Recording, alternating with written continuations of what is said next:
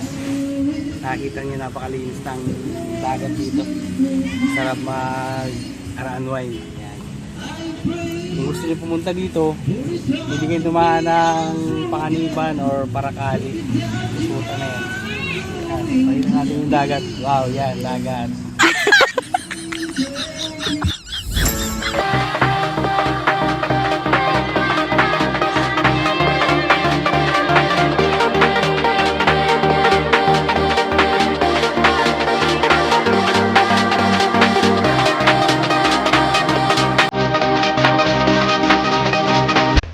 Ngayon guys, so palubog na ang araw ngayon dito sa Gumaos Beach. Ayan, nandito tayo maglalakad-lakad. Marami pa ding naliligo. Ayan, dito yung cottage. Ganda din naman ang cottage dito guys. Ayan, yung mga tindahan dun sa labas. Kung gusto mong bumili, malapit lang. Kasi gilid lang ito ng kalsada. Ayan, maglalakad-lakad tayo dito. Napakalinis ng ano dito. Napakalinis ng dalampasigan. Ayan, pakalawak doon. So ang oras natin ngayon ay alas 6:30 ng hapon. Ayan, padilim na. Pero makikita ninyo dito, ang dami pa rin naliligo. Ayan, ito yung ating mga kasama. Punta natin sila. Ayan.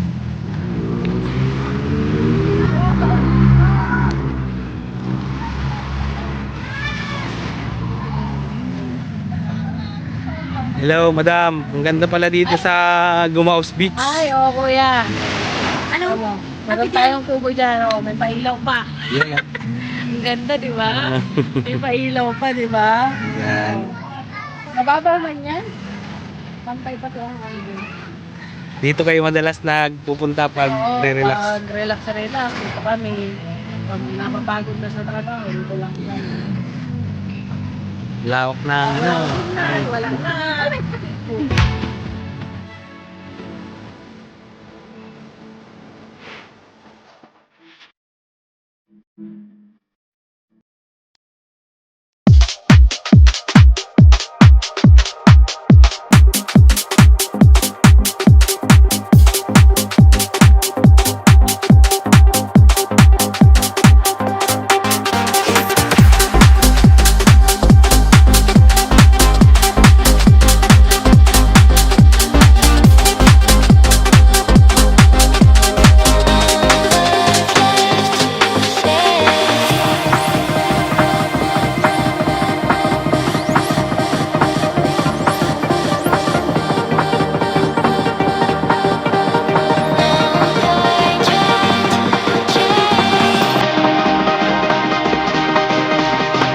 Dito.